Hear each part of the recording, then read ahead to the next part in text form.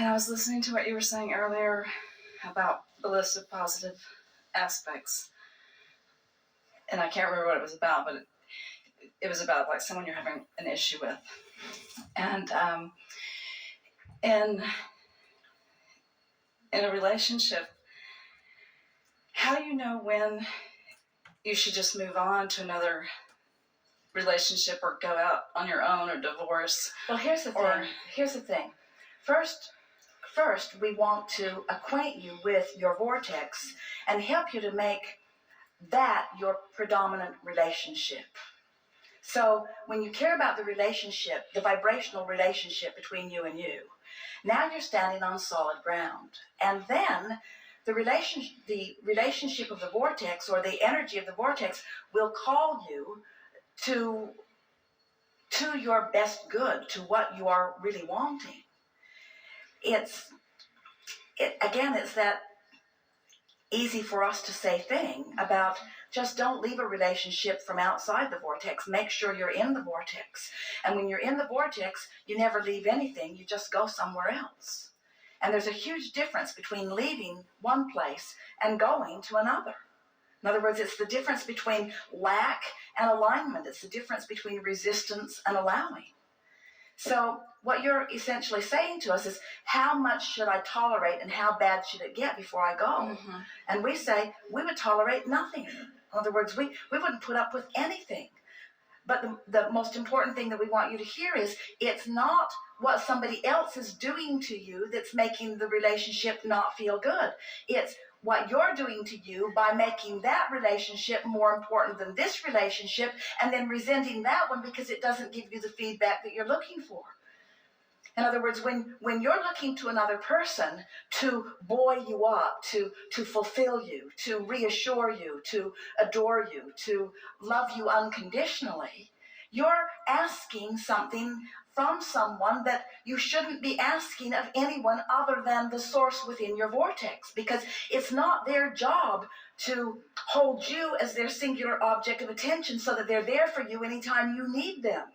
Your inner being is always there for you anytime you need them, anytime you want, anytime. The resources of source are always there for you, you see.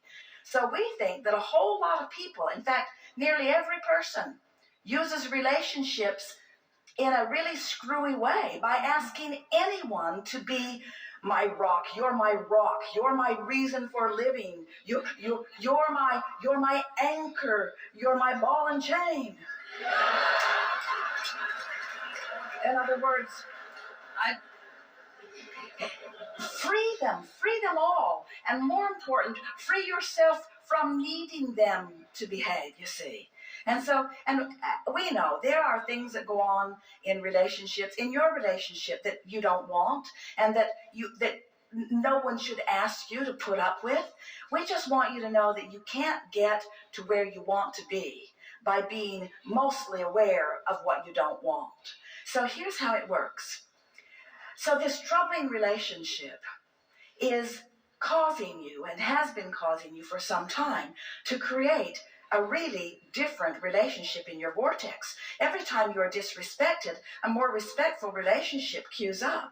Every time you are misunderstood, a more understanding relationship is queued up. Every time you are unappreciated, a more appreciative relationship is queuing up. Now, we know, as we said earlier, it's easier to go to the movie and watch the reality of all the color and vividness of real life than it is to conjure imagery of what's in the vortex. We get that.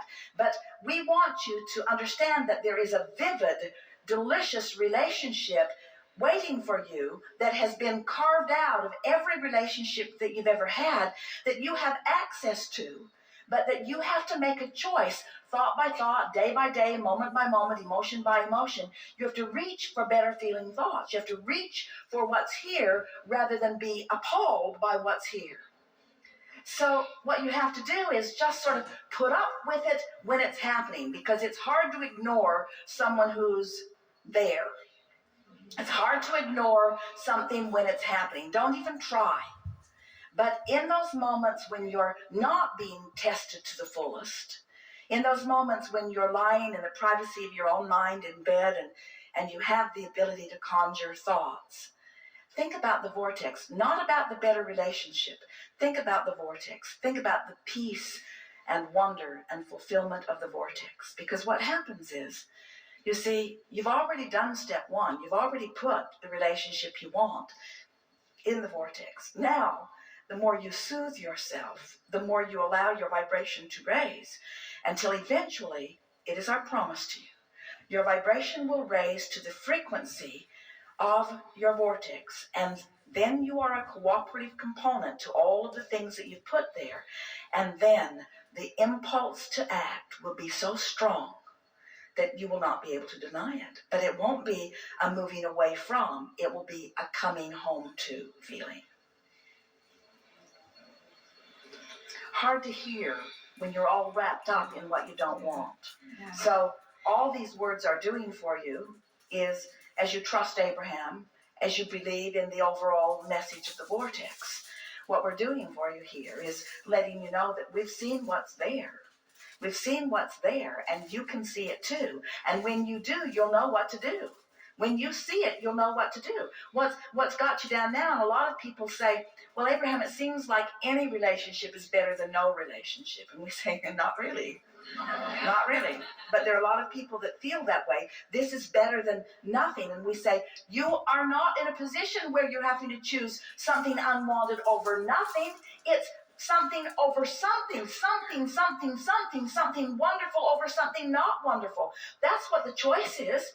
Something wonderful, something dynamic, something deserved, something equal to who you really are, something in alignment with what you've put there. You deserve a wonderful, wonderful, wonderful, wonderful, wonderful relationship, you see. You deserve a wonderful relationship. That's what's there for you. But you just got to go to the pantry for a while and eat things that distract you.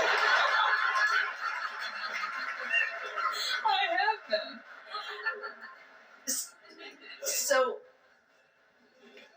when my partner is being especially negative, Well, that's not the time to do any work. Just accept that hair blowing. Just accept that hair blowing experience as sort of where you're at. That hair blowing back experience. In other words, well, this is where we are. This is what is. And this is putting all kinds of good stuff in the vortex. Don't tell your partner, because that's just annoying. Oh, you're helping me create someone so much better than you.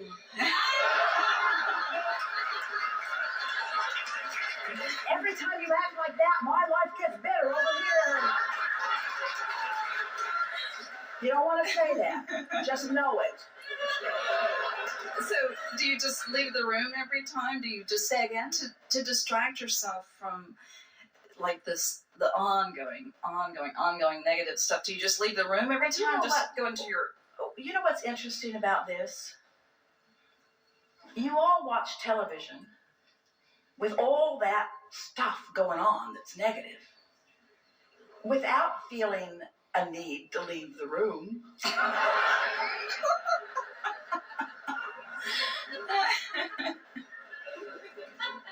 You run out of the room every time somebody kills a bug? Do you, in other words, there's all kinds of stuff that you don't necessarily want. The only reason that anyone leaves the room is to make a point. I don't like what you're saying. In other words, you want to de-emphasize. You want to de-emphasize the unwanted. So be... Here, this is the key or the trick that you're looking for. How can I be inside of it, in the right smack dab in the middle of a manifestation that is unpleasing, and offering a different vibration? Mm-hmm. Well, watch your children. They figured it out. They ignore you. They pretend like you're not there. They don't hear anything you say. You could be just in a horrible mood, and they don't know. They don't care. They're not hanging on your every word. They're in their own world. You keep shaking them, dragging them back in, and saying, "Listen to me, listen to me, listen to me." And maybe sometimes your relationship does that to you too. But we think you're exaggerating. We think you have the ability to bliss out far more often than you've been giving yourself credit. Our friend did it, and the happier she got, the more out of vibrational sync she became with the one who was giving her grief, until the universe just put them in different places, you see. So first, we want to be clear. We are not for a moment suggesting that every time you feel that way in a relationship that it means you're moving on to another person, because often the very person who helped you create the better relationship can be the person who helps you fulfill it once you get caught up to speed with what you're really wanting. In other words, that's one of the benefits of not taking action too soon. When you get into sync with who you really are, the people around you begin to behave differently. And sometimes you even feel like you're magic. Our friend thinks he's God.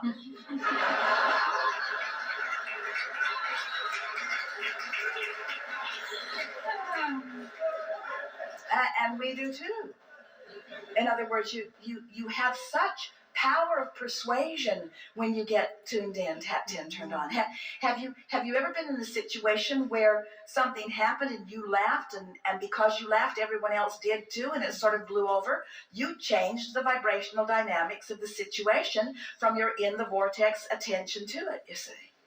So what have we said to you here? First, don't be hard on yourself. But second, and equally, don't be hard on the other person. Because you can't get to the person that you really want while you're railing against the person you don't want.